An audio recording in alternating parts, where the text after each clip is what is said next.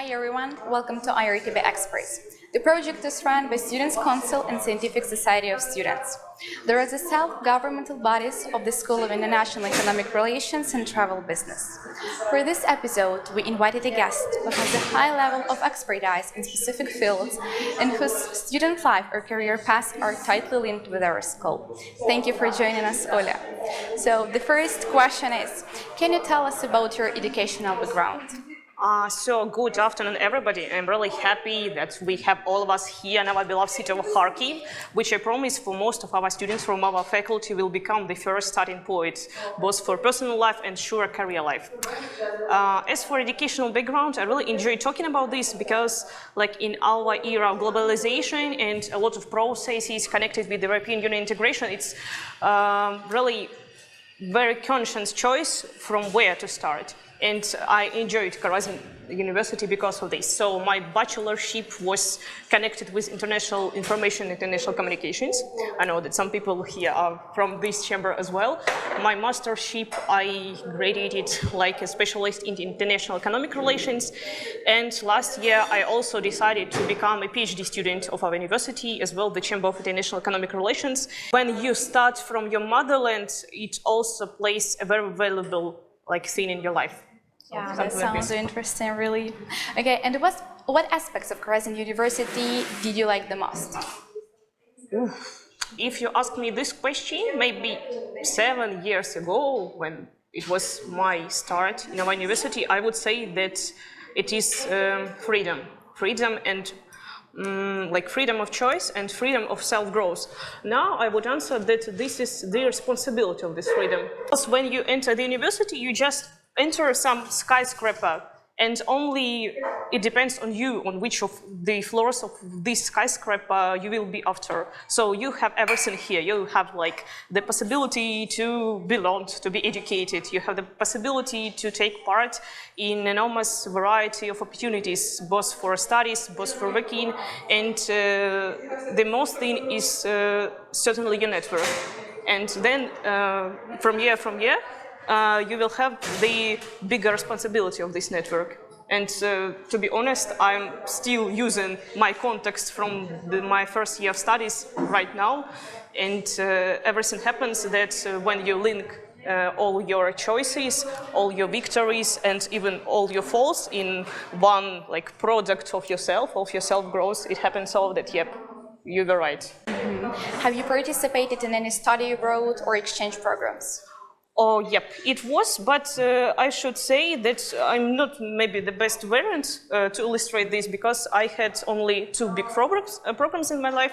One, it was exchange per 1 semester, academic program in European University of Viadrina. It is located in the city of Frankfurt oder Germany. And then I had an opportunity to study upon the Brussels student visit, which was implemented by the Konrad Adenauer Foundation. Yeah, it was also 2 weeks of studies in Brussels. But from our faculty, for sure, you can also then, after our interview, check out that people have implemented more than 3 or 4 academic semesters abroad. So, yep, it is possible.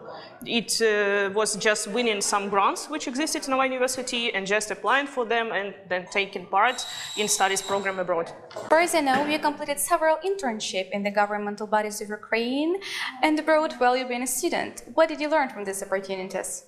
Thank you very much. You know so a lot about me. Yes, when I was studying on the third year of my student's life, I really decided that I should already come to the Ministry of Foreign Affairs. I was really stubborn, and thanks to our chambers where I studied, this time it was the Chamber of International Information, International Communications, and thanks to our tutors, they supported me greatly. And I know for sure that this time I was the youngest person who came from our faculty during the summer practice to the Ministry of Foreign Affairs. I was super happy. I was only 19, Ministry of Foreign Affairs, the Department or Director General of State Protocol, so it was really cool. Then I had the opportunity to have the practice in our Verkhovna Rada. It was the Committee of European Integration, and after this I also was the assistant of National Deputy. It was the practice in the special program which is implied under PACE, Parliamentary Assistant to the Council of Europe. So I was the person who was helping on this papers, translations, and so on. So I think, yes, that I managed to do this, and the main experience was, again, network and self-understanding what for I was doing this, because none of these internships, they were not paid, and a lot of people also were making like this because, come on, they are not paid, why are you doing so? But only best imagination and best things I had after them, something like this. What advice would you give to those who want to write a brilliant CV? Very simple advice, just please take Google. Find the vacancies which you would like to work for. Just explore the requirements. Just explore the duties, and just be sure that your future employer or your future university, they would not like to read 5 papers how brilliant you are.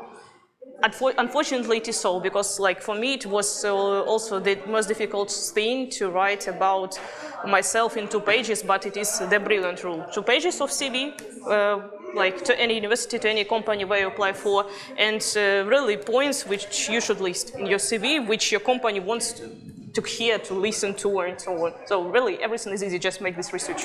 Okay, yeah, thank you for sharing. Thanks. So now that we have learned more about your busy life, let's move on to the second part of the meeting. We'd like to take a closer look at such topics as implementation of US migration and gender policies in Ukraine. Millions of Ukrainians have fled the country due to the full-scale war, and many do not plan to return. What are the main obstacles our compatriots currently face when it comes to migrating? What are the consequences of a large number of residents leaving the country? According to the International Organization of Migration and other organizations like Amnesty International and other ones, almost 5 million of people are displaced at national level. So we are not talking about people who escaped abroad, forcibly escaped abroad because of this terrible war. So you imagine how this enormous gap about internal location of population is. It's the first point. The second, if speaking about internal migration. And speaking about the tragedy of Ukrainian migration in general, so the war didn't start in 2022, it started in 2014. And because of this, a lot of people, they already escaped from southern and from eastern region already there. So it was an enormous brain leak, and nobody stopped it, because nobody had the right opportunity or didn't know how to make this theory in practice. Who are escaping now? Mostly women. So we will not have more children in the nearest years. And the women who are left here, because they lost their jobs, a lot of women, and they were white collars, they lost their husbands. Unfortunately, this level of tragedy also happens every day. And now these women from white collars, they turn to be blue collars. This is psychological drama, this is social drama, this is economical drama. And I can't say that I see that all forces, both from our national side, international side, are put into this problem. So I'm really afraid of this. I can't pretend how much people will be left here in the nearest 5 years. Okay, yeah. And how can the Ukrainian government, society encourage immigrants to return? What assurances can we also provide them, and how we can create maybe favorable conditions for businesses and entrepreneurs? In Ukraine, I'm working with grants programs since my 18 years old. So 6 years I'm working with grants programs, with exploration programs, and I see how they are mostly devoted, to some people who really take part in special Facebook groups, Instagram groups. So it is very narrow segment of people general education about how to launch your own business, general education about how to preserve your own business, which rules you should know, which programs you should apply for. This information is in some secret, it seems to me. I mean, for big masses of people. So I wish that when this situation will be changed, that not only like young people like we will know about this information, but some people who are 40 years old, 50 years old, because come on, they are still alive. They would like to have their business, they would like to have some updates about their education. So when we will not have this ageism about professional education level and about like business opportunities, the situation will be much better. And even now we can make this at our national governmental level. Just please spread these opportunities not only for so-called agents of change, but spread this information among everybody. It's my humble opinion, but yeah, really totally agree with your opinion. Okay, and what changes need to be made to bring our laws in line with European Union legislation, and how much progress has already been made?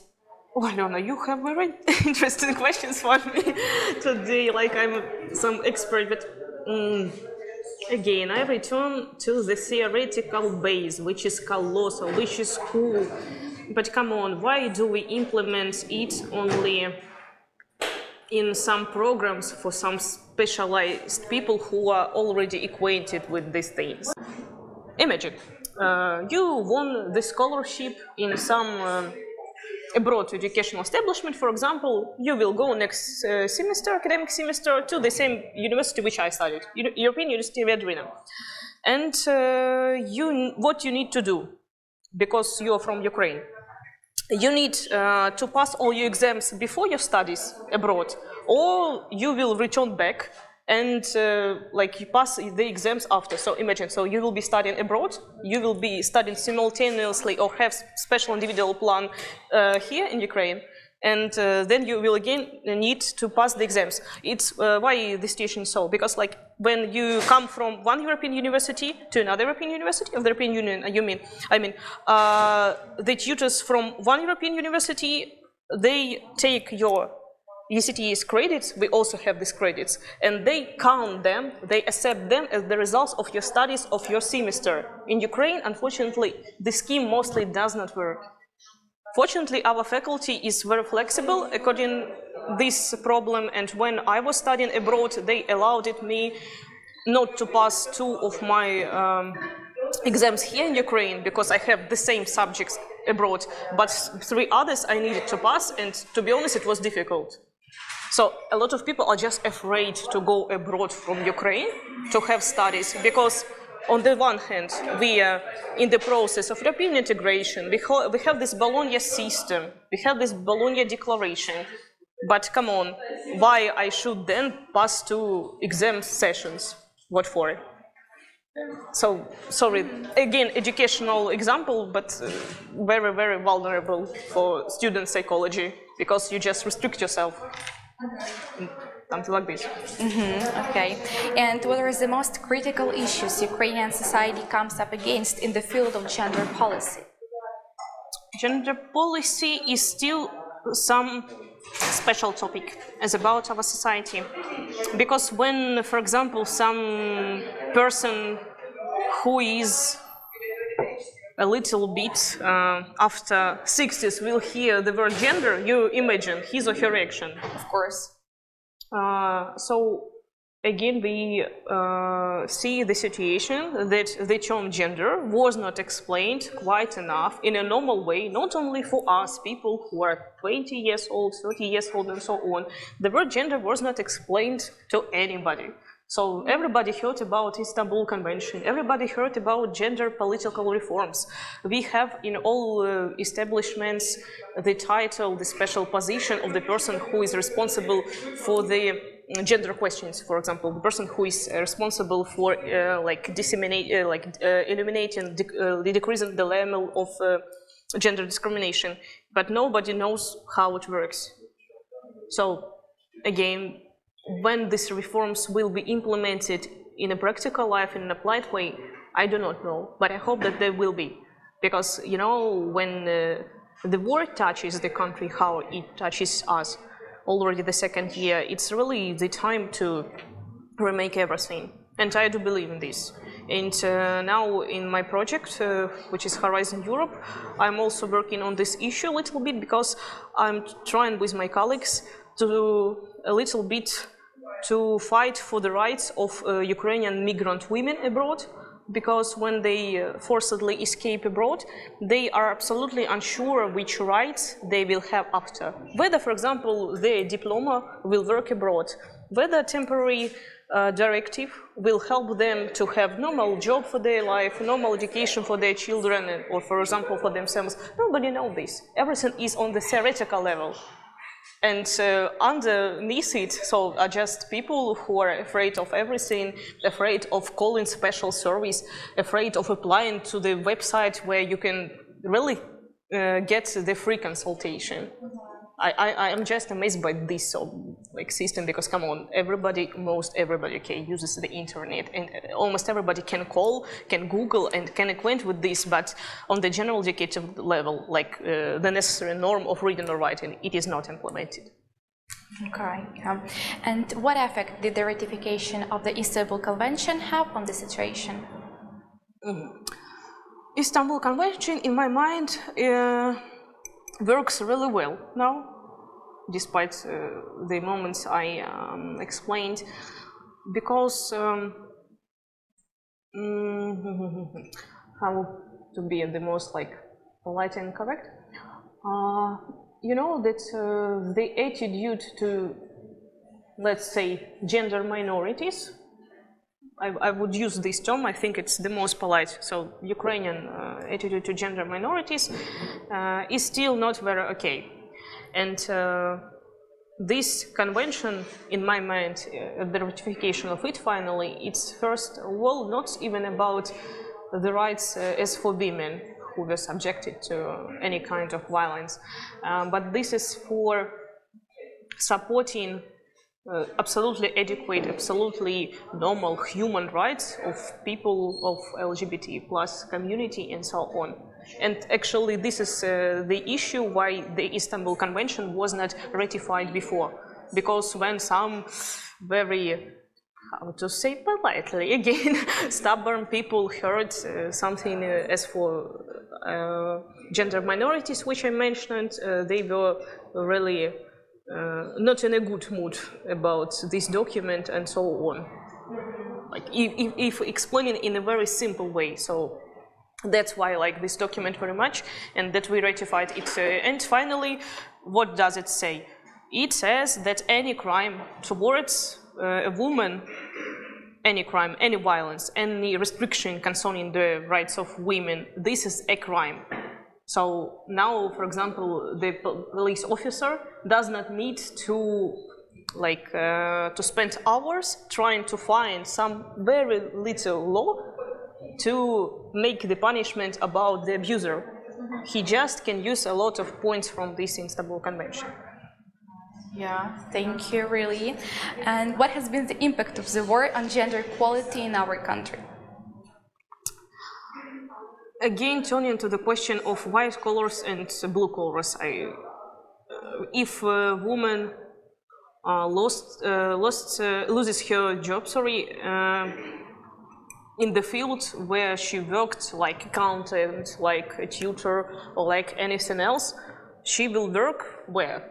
She will go to work in some plants, some factories, and it's a real tragedy because we again turn back to the Soviet Union time when both women and both men, in the worst explanation of gender equality, they were working where? On the plants, on the factories, absolutely non-stop volumes of the work were given to them, absolutely the same requirements were made concerning them, and even in our city, I often hear and see this problem. So just the person, like the female person, she lost her job, like a representative of intellectual gene pool, yeah, and now she is to be like father, like brother, and like the singular person who is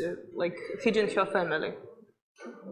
I said the single person because in mostly cases, unfortunately, these women are also without their husbands, and I know even some friends of mine who turned to this tragedy. And another problem arises very much, the problem of psychological catastrophe, which is happening now with our female population.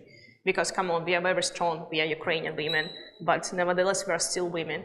And I wish that our psychological programs will one day also work not only for women who can still allow themselves to make a cool post on Facebook how perfect she is, how strong she is, or like, but also for women who turned in situations which I explained.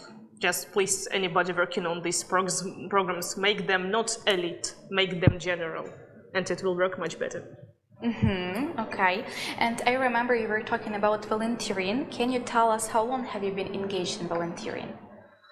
Speaking generally, I started volunteer life during my first year of studies in the university because I was already involved in this time in the activities of student scientific society, and during my third year of studying I became the head of student scientific society, and you know this is the cool work as well as, for example, student council's work, but it is totally volunteering, but it gives you a wide spectrum of different opportunities.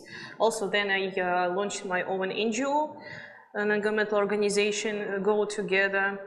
I took part like program manager and assistant in other Kharkiv, and not only Kharkiv but even international non-governmental organizations, again only for this experience.